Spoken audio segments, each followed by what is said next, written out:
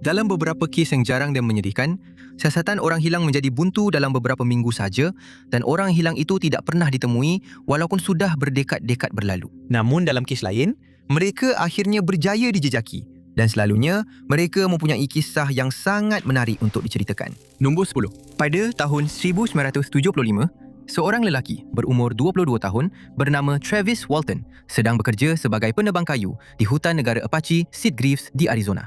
Apabila dia hilang tanpa sebarang penjelasan. Apabila dia akhirnya ditemui, dia menceritakan sebuah kisah yang sukar dipercayai oleh kebanyakan orang. Tapak yang dimaksudkan terletak berhampiran Turkey Springs dan pada hari itu, 5 November 1975, Walton dan kru beliau sedang bekerja keras. Travis telah bekerja sebagai penebang kayu kurang daripada setahun dan walaupun kerja itu sangat mencabar, dia nampaknya menikmatinya. Projek pembalakan yang sedang dikerjakannya telah ketinggalan jadual.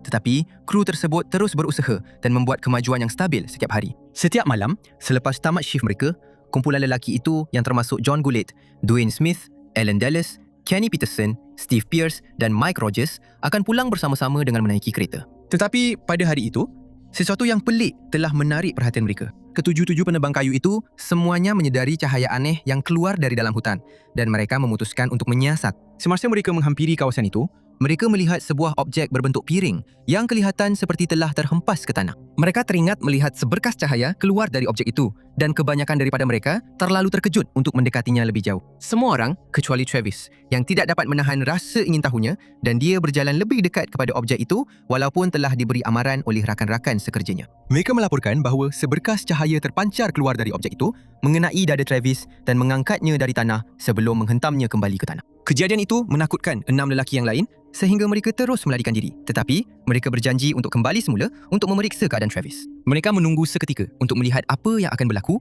dan apabila semuanya kelihatan tenang, mereka kembali ke tempat itu. Tetapi, mereka kecewa apabila mendapati Travis sudah tiada di situ. Lalu mereka bergegas ke bandar untuk membuat laporan orang hilang. Semasa mereka menceritakan kisah mereka kepada pihak polis, penyiasat secara logiknya berasa ragu-ragu. Tetapi mereka tidak lama kemudian mula berasa curiga bahawa kumpulan penebang kayu itu telah mereka-reka cerita untuk menutup hakikat bahawa mereka telah menamatkan riwayat Travis jauh di dalam hutan itu. Mereka semua bersetuju untuk menjalani ujian poligraf dan semuanya lulus. Untuk 5 hari berikutnya, mereka tetap bertegas bahawa Travis mungkin masih berada di dalam hutan di suatu tempat, tetapi pihak polis tetap curiga. Tetapi, pada 10 November, semuanya berubah. Keluarga Travis memaklumkan pihak berkuasa bahawa dia telah menghubungi mereka dari sebuah pondok telefon di Heber dan dia telah mengesahkan cerita lelaki-lelaki itu. Dia menambah bahawa dia telah diculik oleh makhluk-makhluk aneh dan telah dibawa ke sistem suria yang berbeza di mana dia dapat melihat semua bintang di sekelilingnya tetapi tiada matahari atau planet. Dia menggambarkan makhluk-makhluk itu sebagai kecil dengan kepala yang besar dan memakai pakaian kerja berwarna coklat. Mereka merawat kecederaannya dari insiden sebelum itu, tetapi apabila dia cuba melepaskan diri, dia sekali lagi pingsan dan akhirnya sedar di Heber. Hari ini, kisahnya kekal sebagai salah satu yang paling ikonik dalam kajian makhluk asing dan sering diceritakan oleh ahli ufologi sebagai bukti kewujudan kehidupan luar angkasa. Nombor 9. Mengikut semua laporan, Ogos tahun 1976 merupakan bulan yang sangat panas dan lembap di Bethesda, Maryland. Di sinilah Dennis Rarik yang berumur 35 tahun hilang selepas meninggalkan nota misteri yang membuat keluarganya bingung selama 14 tahun. Pada masa itu, Dennis telah mencipta nama sebagai ahli matematik dan pakar sains komputer dan beliau telah membentangkan kertas kerja mengenai pengkomputeran linear di The Hague, meninggalkan rakan-rakan saintisnya sangat terkesan. Walaupun puncanya tidak pernah didedahkan, diketahui bahawa beliau telah mengalami kemurungan yang mendalam, sesuatu yang disahkan oleh bapanya sepanjang tahun-tahun Dennis hilang. Walaupun begitu, tidak pernah ada sebarang petanda bahawa beliau ingin meninggalkan keluarganya yang menjadikan kehilangannya lebih menyedihkan. Pada suatu hari dalam bulan itu, beliau hanya keluar dari apartmennya meninggalkan kebanyakan barang peribadinya. Apabila beliau gagal menghubungi mana-mana rakan atau ahli keluarganya, mereka melaporkan beliau sebagai hilang dan polis Maryland memulakan siasatan. Apabila apartmen Dennis diperiksa, mereka mendapati dompetnya, kereta, dokumen peribadi dan barang-barang lain telah ditinggalkan bersama dengan satu nota yang membimbangkan yang sukar untuk mereka fahami. Nota itu menyatakan bahawa beliau telah memutuskan untuk pergi, petik kata, dalam perjalanan yang tiada jalan pulang. Memandangkan beliau diketahui bergelut dengan kemurungan, perkara ini menyebabkan keluarganya sangat tertekan kerana mereka langsung tidak tahu apa niat beliau. Akhirnya, hari bertukar menjadi minggu, kemudian bulan dan tahun. Sepanjang masa itu, abangnya tetap berharap bahawa Dennis masih hidup. Tetapi akhirnya, mahkamah memutuskan untuk mengisytiharkan beliau secara sah sebagai telah meninggal dunia. Hanya selepas 14 tahun kemudian, barulah misteri itu akhirnya terungkai. Keluarganya dimaklumkan bahawa Dennis telah menukar namanya kepada Leonard Cohen dan tinggal di San Marcos, California, di mana dia telah memulakan kehidupan baru bersama keluarga baru yang tidak tahu bahawa dia adalah orang hilang. Dia juga tidak pernah memberitahu keluarganya tentang masa lalunya dan isterinya akhirnya menerima hakikat bahawa Leonard sebenarnya adalah Dennis, seorang lelaki dengan masa lalu yang tidak pernah diketahuinya. Dan dia sebenarnya 7 tahun lebih tua daripada yang didakwanya. Apabila ditanya mengapa dia memutuskan untuk menghilangkan diri, dia menyatakan bahawa ia bukan disebabkan oleh satu peristiwa sahaja, tetapi gabungan kemurungannya yang menjadi terlalu berat untuk ditanggung. Dia memulakan perniagaan sebagai jurutera reka bentuk algoritma di Mira Mesa dan akhirnya memperoleh ijazah sarjana. Akhirnya, dia mengumpul keberanian untuk mendedahkan kehidupan lamanya kepada keluarga barunya. Selepas itu, dia menghubungi bapanya untuk melaporkan bahawa dia sebenarnya masih hidup. Sejak itu, dia telah memohon maaf kepada semua yang terlibat, menyatakan bahawa dia tahu tindakannya telah menyebabkan banyak kesedihan dan duka dan akhirnya dia bersatu semula dengan bapanya. Malangnya, ibunya telah meninggal dunia tanpa pernah mengetahui apa yang telah berlaku kepada anaknya. Dan selepas pendedahannya, dia memilih untuk terus tinggal di California bersama keluarga keduanya. Nombor 8. Apabila Kenneth Rodman yang berumur 55 tahun hilang dalam keadaan yang sangat mencemaskan pada tahun 2010, rakan-rakan dan keluarganya pasti bahawa dia telah kehilangan nyawa dalam satu kemalangan tragis.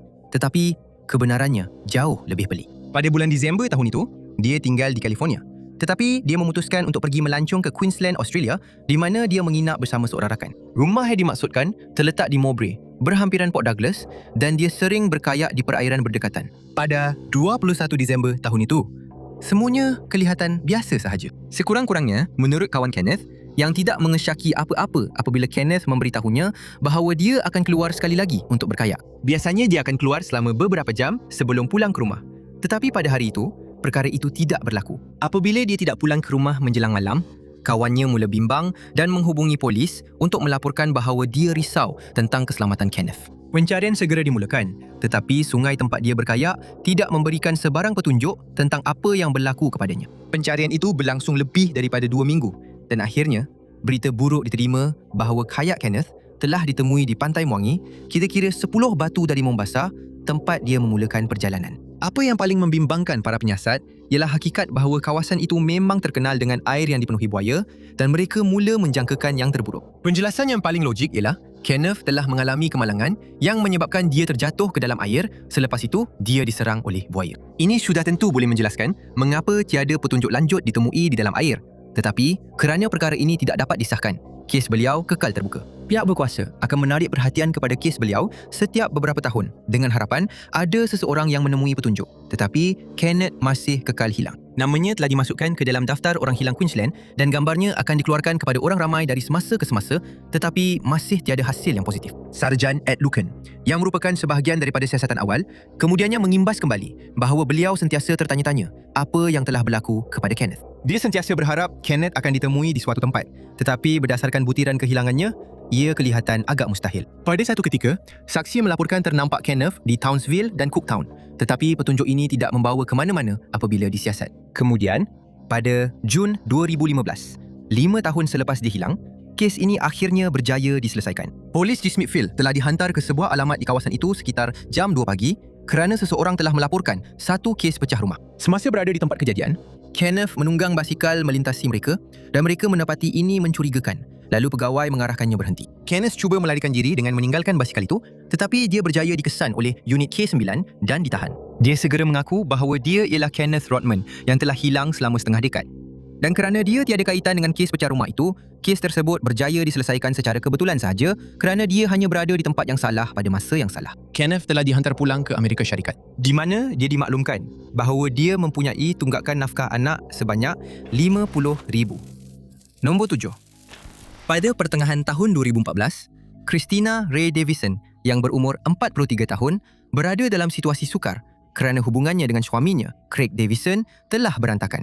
Pada 20 Julai tahun itu, dia telah ditangkap selepas Christina memaklumkan kepada polis bahawa dia telah menyerangnya walaupun dia kemudiannya dibebaskan tanpa didakwa. Pada masa itu, mereka berdua tinggal di Kilgore, Texas. Dan apabila dia tidak hadir untuk shiftnya di restoran Whataburger, rakan sekerjanya mula bimbang tentang keselamatannya. Mereka menghubungi polis untuk melaporkan kehilangannya dan satu siasatan orang hilang telah dilancarkan. Pencarian telah dijalankan berhampiran rumahnya tetapi tidak berhasil dan tiada siapa yang dapat memberikan penjelasan ke mana dia telah pergi atau sama ada terdapat unsur jenayah yang terlibat. Beberapa hari kemudian, kes itu menjadi semakin mencurigakan apabila dompet Christina ditemui di tepi lebuh raya di Marshall. Kawasan itu juga telah digeledah dengan teliti, tetapi penyiasat tidak menemui sebarang petunjuk lanjut mengenai dirinya. Telefon bimbitnya masih hilang, begitu juga dengan Toyota Camry hitam tahun 1992 miliknya. Dengan semua butiran ini didedahkan, rakan-rakannya menyatakan mereka tidak menjangka Christina akan ditemui masih hidup dan mereka mengesyaki dia telah menjadi mangsa perbuatan jenayah. Di dalam rumahnya, polis menemui tanda-tanda berlaku pergelutan dan FBI telah diminta untuk menyertai siasatan. Mereka dengan cepat memastikan bahawa dia telah diculik dan mereka mengendalikan kesnya seperti siasatan pembunuhan. Di dalam bilik tidurnya, polis mendapati terdapat kesan torihan pada tilamnya dan mereka mendedahkan bahawa beberapa bahan biologi telah ditemui di beberapa bahagian rumah. Beberapa rakannya tampil menyatakan bahawa dia telah dirompak atau diculik mungkin oleh bekas suaminya. Selepas mempertimbangkan semua fakta yang diketahui dalam kes ini, diumumkan bahawa Craig dianggap sebagai suspek utama dalam kehilangan Christina. Dan pada 29 Julai, dia telah ditahan atas tuduhan serangan fizikal yang tidak berkaitan dengan kehilangan Christina. Orang ramai diminta untuk terus mencari Christina dan keretanya yang mempunyai pemegang pintu belakang yang hilang pada kedua-dua belah, tetapi tiada siapa tampil dengan maklumat yang berguna. Rekod telefon bimbitnya telah diperiksa, tetapi tiada sebarang aktiviti ditemui. Dan kerana ia sama ada telah dimatikan atau kehabisan bateri, dia tidak dapat dikesan dengan cara itu. Selama 9 bulan, siasatan terhenti kerana tiada petunjuk baru ditemui dan rakan-rakan serta keluarga Christina menganggap perkara paling buruk telah berlaku. Kemudian, pada 4 Februari 2015, polis di Lexington, Kentucky telah menahan sebuah kereta di stesen minyak Shell sekitar jam 1.30 pagi. Setelah memeriksa butiran pemandu dalam pangkalan data National Crime Information Center, pegawai-pegawai menyedari mereka telah menemui Christina selepas waran tangkap berkaitan bahan terlarang telah dikeluarkan. Dia telah mendaftarkan kereta baru itu atas namanya sendiri dan memandangkan tiada keraguan bahawa itu memang dirinya. Dia dihantar semula ke Texas di mana dia dibicarakan atas kesalahan memiliki bahan terkawal. Tetapi keputusan perbicaraan itu tidak pernah didedahkan kepada umum. Nombor 6. Selepas kehilangannya yang tiba-tiba dan tidak dapat dijelaskan pada tahun 1984, adalah dipercayai bahawa Petra Patsitka yang berumur 24 tahun telah menjadi mangsa perbuatan jenayah dan rakan-rakan serta keluarganya pasti bahawa mereka tidak akan pernah melihatnya lagi. Tetapi mereka silap. Pada masa itu, Petra ialah seorang pelajar sains komputer yang tinggal di Braunschweig, Jerman. Telah diketahui bahawa pada hari kehilangannya, 26 Julai, Petra telah menghadiri janji temu doktor gigi. Selepas itu, dia merancang untuk melawat ibu bapanya. Dia menaiki bas ke Wolfsburg sekitar jam 3.00 petang dan dia dijangka tiba kira-kira 40 minit kemudian. Tetapi pada malam itu, dia masih belum sampai ke rumah mereka dan tidak menghubungi mereka untuk membatalkan lawatan tersebut. Kemudian diketahui bahawa Petra telah mengeluarkan wang dari akaun banknya pada hari itu dan kemudian meminta jirannya menjaga burung peliharaannya. Apabila ibu bapanya tidak dapat menemui atau menghubunginya, mereka melaporkan kehilangannya dan satu usaha pencarian besar-besaran telah dianjurkan. Kes itu telah dipaparkan dalam sebuah rancangan jenayah popular di Jerman dengan harapan ada seseorang yang akan mengenali Petra dan tampil dengan maklumat baru serta dia akhirnya dapat dibawa pulang. Beberapa pencarian besar-besaran juga telah dijalankan, tetapi walaupun begitu, tiada petunjuk lanjut ditemui dan seolah-olah Petra telah hilang begitu sahaja tanpa jejak. Keluarga dan rakan-rakannya langsung tidak tahu apa yang telah berlaku kepada Petra dan 3 tahun kemudian, mereka menerima berita yang amat memilukan. Pada tahun 1985, seorang lelaki bernama Gunter K telah disabitkan kesalahan kerana menamatkan nyawa seorang mangsa wanita. Kejadian jenayah itu telah dilakukan di kawasan yang sama di mana Petra kali terakhir dilihat. Dan apabila dia ditanya mengenai kes Petra pada tahun 1987, dia mengaku bahawa dia juga telah menamatkan nyawa Petra. Tetapi dia tidak dapat memberitahu pihak polis di mana Petra boleh ditemui. Jadi kes Petra tidak pernah diselesaikan. Tanpa sebarang petunjuk atau maklumat lanjut diterima, ia dianggap bahawa dia memang telah kehilangan nyawa dan pada kalom tahun 1989, dia secara sah diisytiharkan telah meninggal dunia. Fail case telah ditutup dan berdasarkan semua maklumat, dianggap bahawa Petra telah menghadapi masalah pada suatu ketika dan dia telah kehilangan nyawa akibat perbuatan jenayah. Nampaknya, kesnya akan kekal tidak dapat diselesaikan selama-lamanya. Tetapi pada tahun 2015, ia mengambil arah yang sangat tidak dijangka. Pada bulan September tahun itu, polis di Düsseldorf menerima laporan mengenai satu kes pecah masuk. Apabila mereka tiba di tempat kejadian, mereka disambut oleh seorang wanita yang memperkenalkan dirinya hanya sebagai Puan Schneider dan dia diminta untuk menunjukkan pengenalan dirinya. Wanita itu kemudian mengaku bahawa namanya sebenarnya ialah Petra Patsitka dan dia telah menjadi tumpuan dalam siasatan orang hilang sejak pertengahan tahun 80-an. Dia kini berumur 55 tahun dan telah tinggal di pelbagai bandar di seluruh Jerman selama 30 tahun. Dia tidak pernah asuh membuka akaun bank baru dan hanya menggunakan wang tunai serta menyara dirinya melalui apa yang digambarkannya sebagai kerja haram. Apabila ditanya mengapa dia tidak pernah menghubungi keluarganya, dia hanya menyatakan bahawa masalah keluarga bukanlah punca dia menghilangkan diri secara sengaja Tetapi dia menambah bahawa dia tidak berminat untuk bertemu semula dengan orang tersayang. Nombor 5.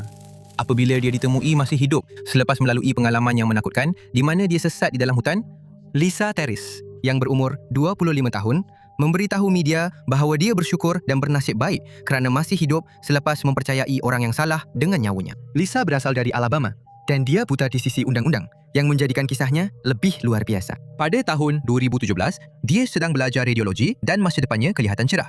Tetapi pada suatu hari, hidupnya berubah secara tidak dijangka. Dia telah meluangkan masa bersama dua lelaki di daerah Bullock dan mereka bertiga memutuskan untuk masuk ke dalam hutan seketika. Semasa di sana, dua lelaki itu memutuskan untuk memecah masuk ke sebuah pondok memburu di kawasan itu. Tetapi, Lisa tidak mahu terlibat langsung. Satu-satunya perkara yang boleh dilakukan ialah menjauhkan diri daripada dua lelaki itu dan tempat kejadian jenayah. Jadi, satu-satunya pilihan dia ialah berlari ke dalam kegelapan hutan, tetapi dia kemudian sesat dan tidak dapat mencari jalan pulang ke kawasan berpenghuni. Apabila dia gagal pulang ke rumah pada petang itu, keluarganya segera tahu bahawa sesuatu telah berlaku dan mereka membuat laporan orang hilang yang turut menyatakan bahawa Lisa buta di sisi undang-undang yang meletakkan dia dalam risiko serius. Kedua-dua lelaki itu nampaknya telah meninggalkan dia di dalam hutan tanpa pernah mencarinya. Dan dia kemudiannya menyatakan bahawa dia jelas telah mempercayai orang yang salah dengan nyawanya. Semasa berada di kawasan hutan, dia terus mencari rumah atau sesiapa sahaja yang mendaki di kawasan itu. Tetapi usahanya sia-sia. Tidak lama kemudian, hari-hari pun berlalu dan Lisa masih belum juga menemui jalan pulang. Dia lapar, dahaga dan terdedah kepada cuaca, jadi dia tahu dia perlu melakukan segala yang termampu untuk terus hidup sehingga dia ditemui. Dia mula mencari buah beri dan cendawan yang memberikannya sedikit nutrisi. Dia kadang-kadang terjumpa lopak air berlumpur yang sedikit melegakan dahaganya. Tetapi dia juga tahu bahawa dia akan mula mengalami dehidrasi tidak lama lagi. Pada beberapa ketika, dia mula berputus asa.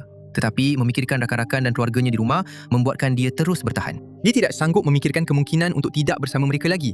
Jadi, dia terus mencari pertolongan. Pada satu ketika, dia menemui akar besar yang digunakannya sebagai tongkat, tetapi sebagai seorang yang cacat penglihatan, tentu sukar baginya untuk meredah hutan ini sambil terhuyung-hayang. Kemudian, 28 hari selepas dia melarikan diri ke dalam hutan, seorang wanita bernama Judy Garner yang sedang memandu di Lebuh Raya 82 telah menemui Lisa yang lebam dan cedera, yang akhirnya berjaya sampai ke jalan raya. Dia mengalami dehidrasi yang teruk dan hampir kebuluran. Tetapi selepas Judy menghubungi 911, Lisa telah dibawa ke hospital berdekatan di mana dia menerima rawatan yang diperlukan. Kemudian diketahui bahawa kedua-dua lelaki tersebut saling menuduh antara satu sama lain telah menamatkan nyawa Lisa, sesuatu yang dianggap pelik oleh para penyiasat. Kemudian didedahkan bahawa mereka semua telah menggunakan bahan terlarang pada hari itu dan inilah punca utama kehilangan Lisa kerana ia menyebabkan dia menjadi keliru. Kedua-dua lelaki itu telah ditangkap atas kesalahan pecah rumah dan ditahan dengan ikat jamin $250,000 sementara Lisa pulih sepenuhnya. Nombor 4. Pada tahun 2017, Liang Xingwei yang berumur 21 tahun dan teman wanitanya yang berumur 19 tahun, Liu Chenchang, tinggal bersama di rumah mereka di Korea, di mana mereka berdua merupakan pelajar tahun pertama di Universiti Kebangsaan Donghua, tetapi mereka memutuskan untuk pergi melancong. Mereka mula-mula melawat India dan kemudian pergi ke Nepal untuk apa yang sepatutnya menjadi percutian sekali seumur hidup. Mereka menetap di Dading pada awal Mac tahun itu, ketika kawasan tersebut sedang mengalami cuaca buruk dan sangat sejuk. Tetapi pasangan itu tidak membiarkan keadaan cuaca buruk ini melemahkan semangat mereka. Dan pada 9 Mac, mereka memutuskan untuk keluar mendaki. Terdapat spekulasi bahawa mereka hanya ingin meluangkan masa di luar memandangkan mereka telah menghadapi beberapa masalah. Pertama, sebahagian daripada bagasi mereka telah hilang dan dalam beberapa hari sebelum mereka hilang, mereka mula bertengkar mengenai perkara-perkara kecil. Liu memuat naik di profil Facebook beliau bahawa beliau berharap tidak pernah menyertai perjalanan itu tetapi beliau memutuskan untuk tetap bersama Liang. Mereka terus berhubung dengan keluarga mereka tetapi pada 10 Mac, mereka mula gagal berbuat demikian. Ini menyebabkan orang tersayang mereka sangat bimbang kerana mereka tahu ia sedang bersalji di Dading dan mereka menghubungi polis untuk membuat 2 laporan orang hilang. Kes itu telah dibawa kepada perhatian polis Nepal dan pada 15 Mac, usaha mencari telah dijalankan. Polis menggunakan 3 jurupandu profesional yang sangat biasa dengan kawasan itu walaupun dalam salji yang paling tebal. Helikopter telah digunakan untuk mencari dari udara dan ketika itu diketahui bahawa pasangan tersebut kemungkinan besar sedang mendaki ke Kampung Langtang di mana mereka merancang untuk bertemu dengan beberapa rakan mereka dari Korea. Pencarian tidak berjalan seperti yang dirancang kerana salji yang turun lagi menyukarkan usaha para jurupandu. Lebih memburukkan keadaan, kawasan itu mula mengalami runtuhan salji secara berkala yang menjadikan keadaan semakin berbahaya. Kemudian diketahui bahawa pasangan itu telah sesat apabila kawasan tersebut diselubungi kabus dan mereka tidak dapat mencari laluan yang mereka tuju. Mereka kemudian memutuskan untuk mengikuti sungai dengan harapan akan terjumpa sebuah kampung di kawasan itu.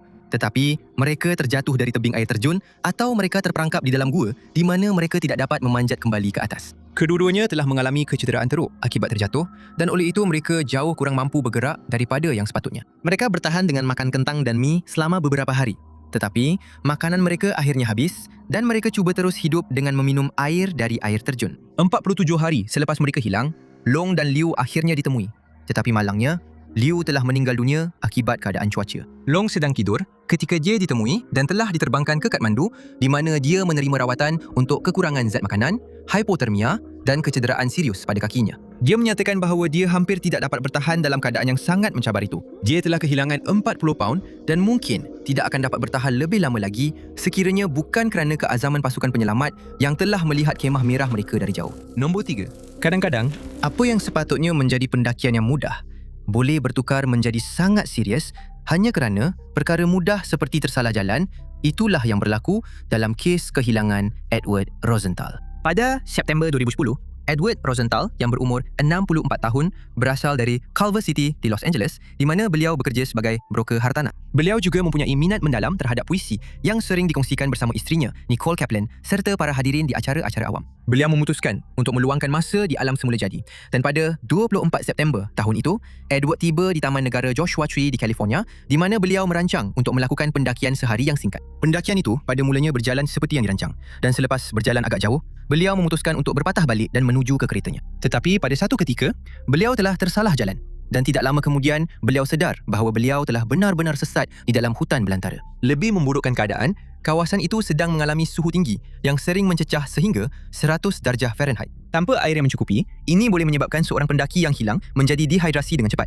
Dan memandangkan Edward hanya merancang untuk berada di taman itu untuk 1 hari saja, beliau tahu beliau berada dalam situasi yang serius. Nicole kemudiannya memberitahu polis bahawa Edward telah memandu ke taman itu sehari lebih awal untuk meraihkan penjualan sebuah kafeteria di Los Angeles yang dipanggil Clifton's Brookdale yang sangat dikenali oleh penduduk di kawasan itu. Sudah diketahui bahawa beliau telah memulakan perjalanan dari tapak perkemahan Black Rock yang merupakan faktor yang sangat membantu apabila usaha pencarian dimulakan.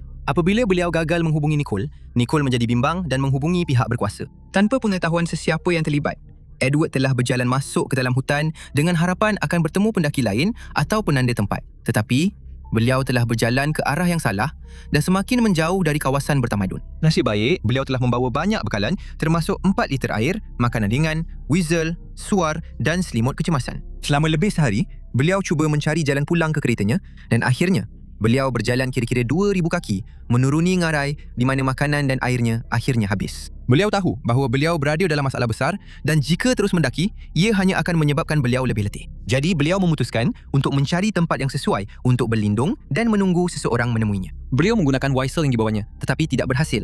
Dan apabila beliau cuba menyalakan suar, beliau kecewa apabila mendapati ia tidak berfungsi. Setelah pasrah dengan nasibnya, beliau memutuskan untuk menulis wasiat terakhirnya tetapi mendapati beliau tidak mempunyai sebarang kertas. Sebaliknya, beliau menggunakan topinya untuk menulis puisi-puisi mana yang patut dibacakan semasa pengebumiannya sambil menggalakkan Nicole untuk meneruskan percutian yang telah mereka rancang. Beliau juga meminta Nicole untuk mengucapkan terima kasih kepada beberapa pelanggannya dan mengakhiri wasiatnya dengan memberitahu Nicole dan anak perempuan mereka bahawa beliau sangat menyayangi mereka. Tetapi 6 hari selepas beliau hilang, pasukan penyelamat akhirnya berjaya menjejaki beliau. Beliau telah dibawa ke pusat perubatan High Desert di mana beliau menerima rawatan dan akhirnya pulih sepenuhnya yang sangat melegakan keluarganya yang turut serta dalam usaha mencari beliau. Nombor 2. Pada bulan Oktober 2016, Andrew Gaskell yang berusia 25 tahun telah hilang semasa beliau mendaki di Malaysia dan hari ini beliau menganggap dirinya sangat bertuah kerana berjaya keluar dengan selamat. Pada masa itu, Andrew tinggal di Hobart, Tasmania, Australia. Beliau bekerja sebagai jurutera awam, tetapi beliau telah merancang untuk membuat beberapa perubahan dalam hidupnya yang telah beliau lakukan sebelum beliau hilang. Beliau merasakan bahawa kerjanya tidak memberikan kepuasan yang banyak dan walaupun beliau suka bekerja dengan bos dan rakan sekerjanya, beliau perlu membuat beberapa perubahan untuk memastikan kebahagiaan dirinya sendiri. Oleh itu, beliau berhenti kerja pada bulan Ogos tahun itu dan mula merancang perjalanan merentasi Asia untuk mencari dirinya sendiri. Beliau merancang untuk mengembara ke arah barat untuk tempoh masa yang tidak ditentukan kerana beliau ingin merasai sebanyak mungkin budaya yang berbeza. Dengan perancangannya yang telah siap, beliau pergi ke Kuching di Borneo, Malaysia pada 20 Ogos. Menjelang 18 hari bulan itu, beliau berada di Taman Negara Bako di mana beliau meluangkan masa mendaki dan menikmati keindahan alam di sekelilingnya. Pada 27 Ogos, beliau melawat empangan Bengu di Sarawak Selepas itu, beliau perlahan-lahan menuju ke sebuah bandar bernama Cebu. Beliau diketahui berada di kawasan itu pada 15 September dan menjelang 1 Oktober, beliau telah tiba di taman negara tersebut. Beliau kemudian meredah ke Taman Negara Nia, tiba di sana pada 9 Oktober dan beliau menghabiskan 6 hari di sana sebelum beliau mendaki ke Taman Negara Gunung Malu di mana beliau tiba-tiba hilang. Kes orang hilang telah dibuka oleh keluarganya dan pencarian segera dimulakan. Ia kemudiannya didedahkan bahawa beliau hanya membawa bekalan yang cukup untuk 1 hari sahaja dan apabila beliau sedar bahawa beliau telah sesat, Andrew tahu beliau perlu bertindak pantas. Apabila masa berlalu, daripada beberapa jam menjadi beberapa hari, beliau mula mencari makanan. Tetapi untuk 10 hari pertama, beliau tidak menemui apa-apa. Beliau mula menjadi lemah. Tetapi kemudian, beliau terjumpa beberapa buah beri, pisang liar dan paku pakis liar yang dimakannya untuk terus hidup. Beliau kerap menemui sumber air dan dapat kekal terhidrat walaupun mempunyai sangat sedikit makanan untuk dimakan. Sementara itu, pasukan penyelamat tidak berjaya menjejaki Andrew dan keluarganya mula risau bahawa beliau tidak akan ditemui. Pada satu ketika, beliau menemui laluan mendaki di Hidden Valley yang diikutinya dan tanpa disedari oleh Andrew, beliau sebenarnya sedang menuju kembali ke Camp 1 di taman itu. Beliau telah mengalami kecederaan pada kakinya dan telah digigit oleh banyak serangga. Apabila beliau akhirnya ditemui, pasukan penyelamat mendapati beliau sangat kurus dan lemah. Dan mereka merasakan bahawa beliau tidak akan bertahan lebih lama tanpa makanan dan tempat perlindungan yang sesuai. Beliau telah diterbangkan ke Bandar Muri di mana beliau menerima rawatan dan akhirnya pulih sepenuhnya. Keluarganya mengucapkan terima kasih kepada semua penyelamat yang terlibat, menyatakan bahawa Andrew mungkin tidak akan terselamat jika mereka berhenti mencari beliau. Nombor 1. Pedalaman Australia adalah salah satu tempat paling ganas di dunia. Dan di sinilah seorang pelajar berumur 19 tahun bernama Jamie Neal telah hilang pada tahun 2009. Memulakan satu dugaan yang mungkin dia tidak akan lupakan sepanjang hidupnya. Jamie baru saja tamat sekolah menengah apabila dia memutuskan untuk mengambil cuti setahun sebelum memulakan pengajiannya dalam bidang pemerintahan dan politik. Dia tinggal di Muswell Hill di utara London apabila dia memutuskan untuk mengembara ke Australia dan dia berlepas pada 22 Jun tahun itu. Dia merancang untuk mengembara ke Laos, Vietnam dan Nepal dan sepatutnya kembali ke London sebelum bulan September untuk memulakan pengajiannya di University Exeter. Dia tiba di Katoomba di New South Wales, Australia pada 2 Julai. Dan di sana, dia mendaftar masuk ke sebuah asrama belia. Dia dilihat oleh saksi ketika meninggalkan asrama itu sekitar jam 9.40 pagi keesokan harinya. Tetapi dia tidak kembali, menyebabkan pemilik asrama itu berasa bimbang. Bilik Jamie telah diperiksa dan di dalamnya mereka menemui telefon bimbitnya, dokumen peribadi, pasport dan barang-barang lain miliknya. Dia sepatutnya menghadiri lawatan ke sistem gua berdekatan beberapa hari kemudian tetapi tidak pernah tiba. Oleh itu, dia telah dilaporkan hilang dan apabila keluarganya dimaklumkan tentang kehilangannya, mereka memeriksa email dan akaun banknya. Kedua-duanya tidak menunjukkan sebarang aktiviti. Dengan kehilangannya disahkan, pencarian untuk Jamie segera dijalankan. Polis dibantu oleh pasukan bomber dan penyelamat serta helikopter yang membuat pencarian dari udara. Perkhidmatan Taman Negara juga turut serta dalam usaha ini tetapi mereka tidak menemui sebarang tanda dirinya atau mana-mana barang yang dibawanya bersama. Bapanya, Richard Cass, terbang ke Australia untuk membantu dalam pencarian dan beliau kemudian mengeluarkan gambar Jamie yang membawa beg galas berwarna burgundy yang mudah dikenali di belakangnya. Dia diketahui membawa beg itu bersamanya ketika keluar dari asrama belia pada hari tersebut dan mereka berharap ada seseorang yang akan ingat pernah melihat beg itu bersama Jamie atau di mana-mana laluan. Sementara itu, Jamie sedar bahawa dia semakin lemah dengan cepat setelah sesat di hutan belantara selama beberapa hari dan dia pasrah dengan hakikat bahawa dia akan kehilangan nyawanya akibat kelaparan, lalu dia mula membuat persiapan. Dia mula menulis nota perpisahan kepada keluarga dan rakan-rakannya dan akhirnya terjumpa orkid lidah di mana bijinya memberikannya sedikit makanan. Dia kemudian mengimbas kembali bagaimana dia boleh tersesat. Ketika berdoa agar diselamatkan, dia sedar bahawa dia telah melakukan kesilapan kerana tidak mendaftar dengan pihak berkuasa sebelum memasuki hutan. Dia telah melihat beberapa papan tanda yang menggesa orang ramai untuk berbuat demikian. Tetapi kerana dia hanya merancang untuk mendaki selama beberapa jam, dia memutuskan untuk tidak melakukannya. 12 hari selepas dia tersesat, Jamie akhirnya ditemui apabila dia terserempak dengan sebuah kemah yang digunakan oleh sekumpulan pendaki di Narrow Neck Fire Trail. Dia telah dibawa ke hospital di mana dia menerima rawatan sebelum pulang ke rumahnya di London. Terima kasih banyak kerana menonton. Jika anda suka video ini, pastikan anda tekan butang suka itu. Juga, jangan lupa untuk melanggan dan klik loceng pemberitahuan itu untuk sentiasa mengikuti semua muat naik kami yang akan datang. Tapi, nama saya Ty Nots dan saya akan jumpa anda semua di video seterusnya.